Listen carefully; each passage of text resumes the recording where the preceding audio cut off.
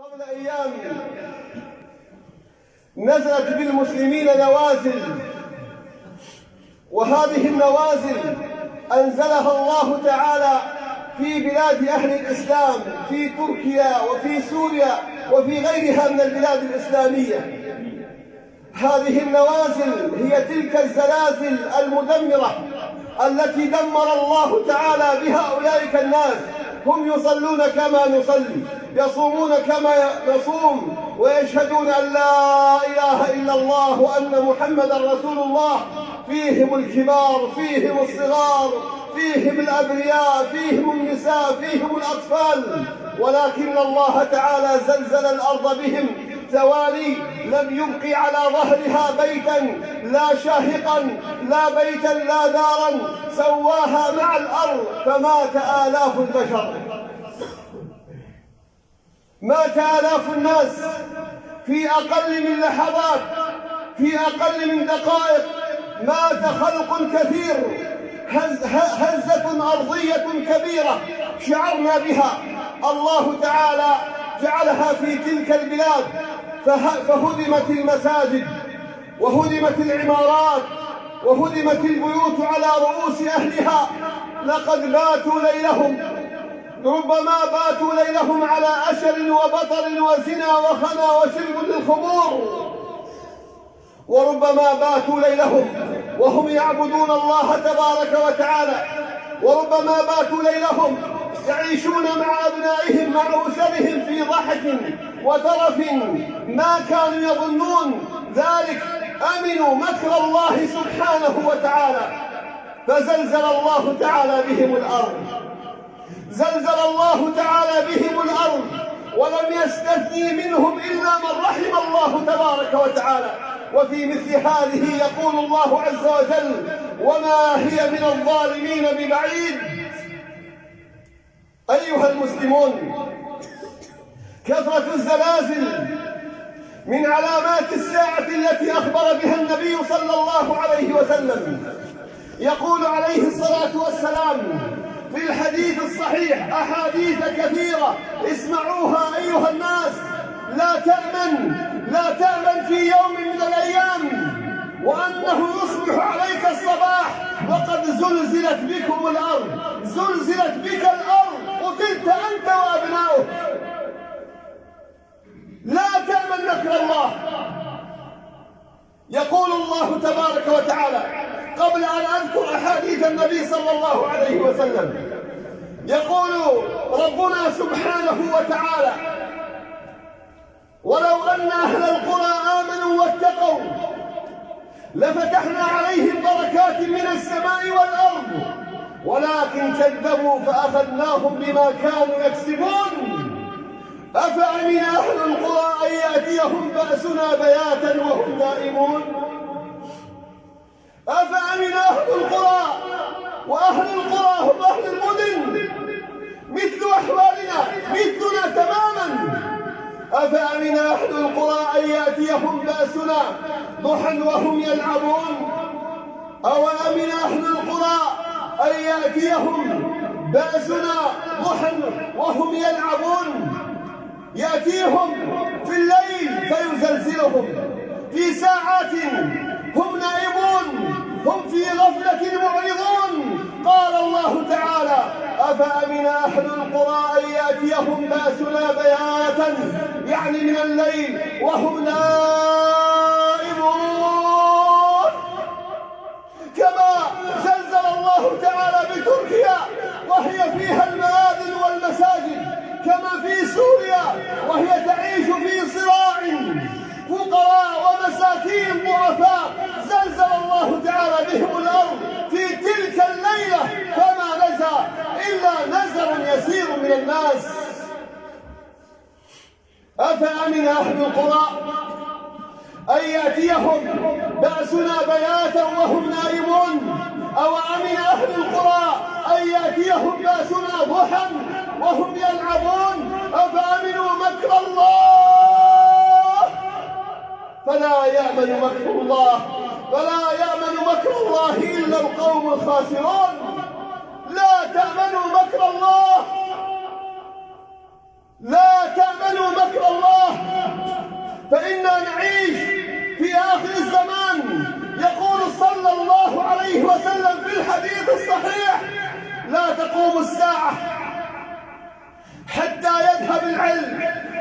وتكثر الزلازل. لا تقوم الساعة حتى يذهب العلم، يقبض العلم، وتكثر الزلازل وتكثر الفتن ويكثر الهرج. هذا هو زماننا. قبض العلماء، ذهب العلم بقبض العلماء، والآن هي الزلازل يا عباد الله. نعم، الزلازل في كل سنة، في كل حين زلازل تضرب الأرض. نعم، وقال صلى الله عليه وسلم أيضا: سيكون في أمتي خسف ومسخ وقذف. قالوا: متى ذلك يا رسول الله؟ متى يكون؟ انظروا إلى أسباب الخسف. الخسف تبتلع الأرض، ترجف الأرض كما رجفت بقوم شعيب. قال الله تعالى: فأخذتهم الرجفة فأصبحوا في دارهم جاثمين. رجفة، زلزلة. سيكون في أمتي خسف ومسخ وقذف. قالوا: متى ذلك يا رسول الله؟ قال: إذا شربت الخمور وإذا ظهرت القينات والمعازف. قال: فارتقبوا خسفا ومسخا وقذفا.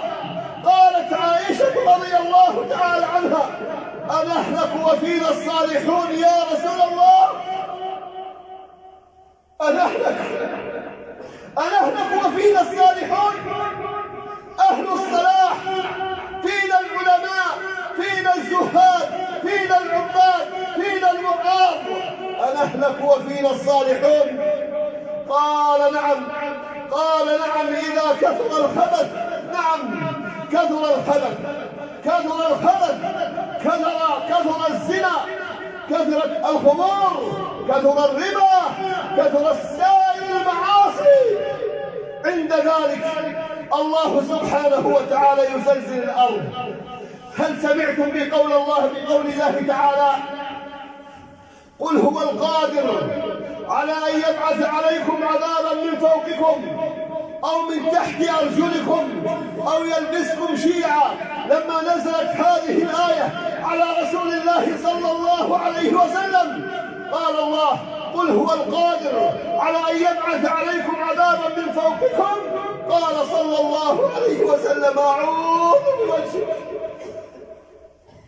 أعوذ بوجهك، لأن الأمر خطير. قل هو القادر على أن يبعث عليكم عذابا من فوقكم. قال: أعوذ بوجهك. أو من تحت أرجلكم. قال: أعوذ بوجهك. أو يلبسكم شيعا، أي يخلقكم ويجعلكم فرقا وأحزابا متناحرة يقتل بعضكم بعضا. فقال: هذه أهون. نعم والله أهون.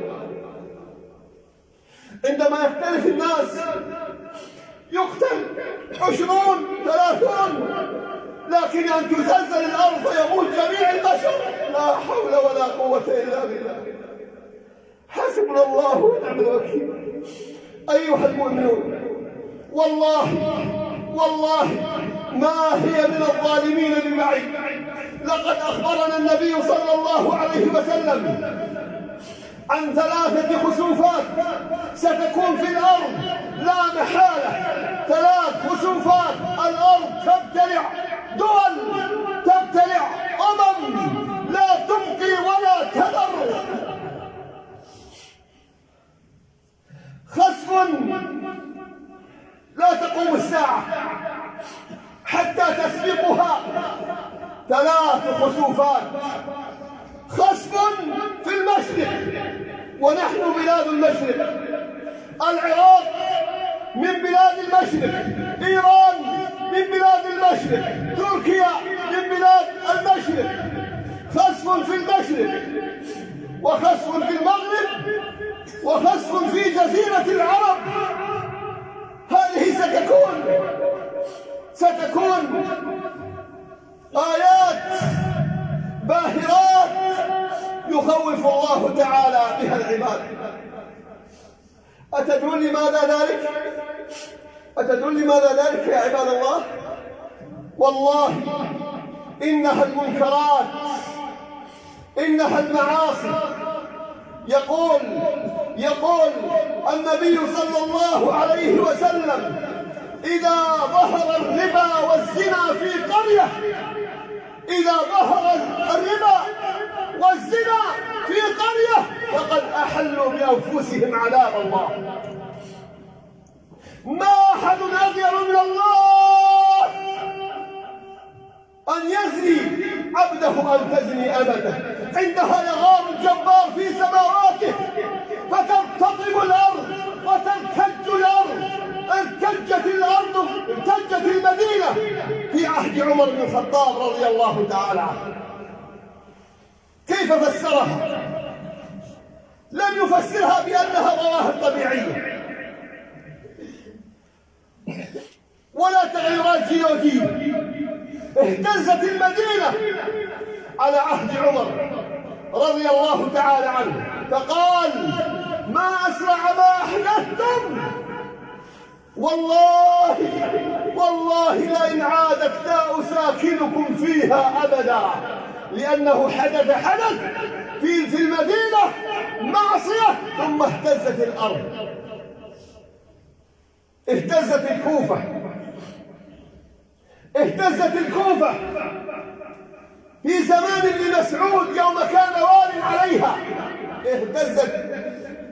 اهتزت الكوفة في زمان عبد الله بن مسعود رضي الله تعالى عنه، فوقف فقال: أيها الناس إن ربكم يستعتبكم فاعتبوه. لماذا تصنعون هذا؟ كانت الزلازل قليلة، واليوم الزلازل في الشهر الواحد أكثر من 1000 وكذا، كما يقول علماء الزلازل. زلازل في كل يوم ترتج الأرض. لماذا ترتج؟ لغضب الله سبحانه وتعالى. قال: فكلا أخذنا بذنبه. كل الذنوب التي نفعلها فإن الله وظف من جنسها عقوبات من جنس المعاصي. قال: فكلا أخذنا بذنبه، فمنهم من أرسلنا عليه حاصبا، فمنهم من أخذته الصيحة، فمنهم من أرسلنا عليه حاصبا، ومنهم من أخذته الصيحة، ومنهم من خسفنا به الأرض، ومنهم من أغرقنا. وما كان الله ليظلمهم ولكن كانوا أنفسهم يظلمون. نعم، بظلمنا الله يزلزل الأرض. قال الله سبحانه: وكم قصمنا من قرية كانت ظالمة وأنشأنا بعدها قوما آخرين. وكم قصمنا من قرية كانت ظالمة وأنشأنا بعدها قوما آخرين فلما أحسوا بأسنا إذا هم منها يركضون. أرأيتم من الزلزال؟ لقد رأيتم الصور فيه والناس يهربون. زلزال، لكن أين المفر؟ الأرض بيدرب بالسماوات والأرض. من أين المفر؟ أين تفر؟ والله هو القاهر الغالب الذي لا يقهره أحد. قال: فلما أحسوا بأسنا إذا هم منها يركضون. لا تركضوا وارجعوا، لا تركضوا وارجعوا إلى ما أتلفتم فيه ومساكنكم لعلكم تسألون. قالوا: يا ويلنا إنا كنا ظالمين. اعترفوا قالوا: يا ويلنا إنا كنا ظالمين. فلم تنفعهم. قال الله تعالى لهم: قالوا: يا ويلنا إنا كنا ظالمين. قال: فما زالت تلك دعواهم حتى جعلناهم حصيدا خامدين. انظر، الله يمهلك يا شارب الخمر، الله يمهلك. أيها الزاني، الله يمهلك. يا آكل الربا، الله يمهلك وأنت تمارس الله، تحارب الله. أيها العاق، الله يمهلك أيها الكذاب، الله يمهلك أيها المنافق، الله يمهلك أيها العاصي، أيها العصاصات، الله يمهلك ولكن لا يهملك. قال صلى الله عليه وسلم: إن الله ليملي للظالم، إن الله ليملي للظالم حتى إذا أخذه لم يفلت. وتلا قول الله: وكذلك أخذ ربك إذا أخذ القرى وهي ظالمة، وكذلك أخذ ربك إذا أخذ القرى وهي ظالمة إن أخذه أليم شديد، أخذه أليم شديد. والله لا يستثني مؤمن ولا يستثني كافر ولا يستثني صالح، إذا جاء بأس الله لا يبقي أحد. احذروا أيها الناس، نحن في آخر الزمان. أيها الكبار، أيها الرجال، أيها الشباب، احذروا ورب الكعبة. قال صلى الله عليه وسلم: إن بين يدي الساعة الهرج. قال: وما الهرج يا رسول الله؟ قال: القتل. وقال صلى الله عليه وسلم: إن بين يدي الساعة موتان، يعني موت كثير. وإذا كان هذا الموت الكثير تعددت أسبابه بهدم أو زلزال أو غرق أو حرب أو أي نوع من أنواع القتل، ثم تأتي الزلازل. احذروا أيها الناس، احذروا أيها الشباب، اتركوا الملهيات، الجأوا إلى رب الأرض والسماوات، فإننا في آخر اللحظات، في آخر الدنيا. فاحذروا، ارجعوا إلى الله تعالى. الله شديد العقاب، الله شديد العقاب. نعم، أرحم الراحمين ولكنه شديد العقاب.